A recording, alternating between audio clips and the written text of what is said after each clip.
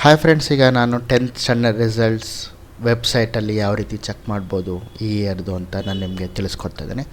So friends, website ಬಂದುಬಿಟ್ಟು ಈ ರೀತಿ ಇದೆ. KARResults.nic.in ಅಂತ ಇದೆ ಈ ವೆಬ್ಸೈಟ್ ನಿಮ್ಮಲ್ಲಿರೋ ಯಾವುದಾದ್ರೂ ಬ್ರೌಸರ್ನಲ್ಲಿ ಯೂಸ್ ಮಾಡಿಬಿಟ್ಟು ಗೂಗಲ್ ಕ್ರೋಮ್ ಅಥವಾ ಬೇರೆ ಯಾವುದಿದೆಯೋ ಬ್ರೌಸರ್ನಲ್ಲಿ ಕ್ಲಿಕ್ ಕೊಡಬೇಕಾಗತ್ತೆ. ಕ್ಲಿಕ್ ಕೊಟ್ಟಿದ ತಕ್ಷಣ ನೀವು ನೋಡ್ಬೋದು ಈ ರೀತಿ ವೆಬ್ಸೈಟ್ ನೇಮ್. ಸೊ ನಿಮಗೆ ಈ ರೀತಿ ನಿಮಗೆ ಆಪ್ಷನ್ಸಲ್ಲಿ ತೋರಿಸ್ತಾ ಇರುತ್ತೆ.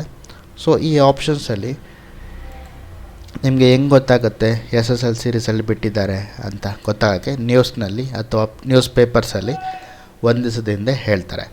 ಆವಾಗ ಈ ಟೈಮು ಇಷ್ಟು ಗಂಟೆಗೆ ಬಿಡ್ತಾರೆ ಅಂತ ನಿಮಗೆ ತಿಳಿಸಿರ್ತಾರೆ SSLC ಬೋರ್ಡವರು.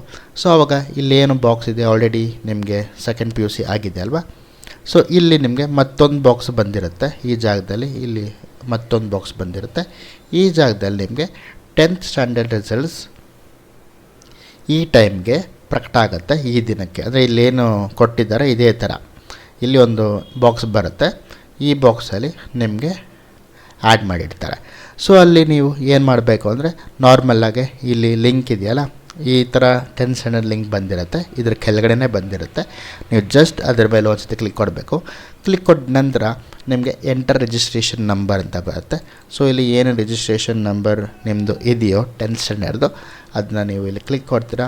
ಕ್ಲಿಕ್ ಕೊಟ್ಟ ನಂತರ ಸಬ್ಮಿಟ್ ಅಂತ ಕೊಡ್ತೀರಾ. ನಿಮ್ಮ ರಿಸಲ್ಟ್ ಈಸಿಯಾಗಿ ಬರುತ್ತೆ.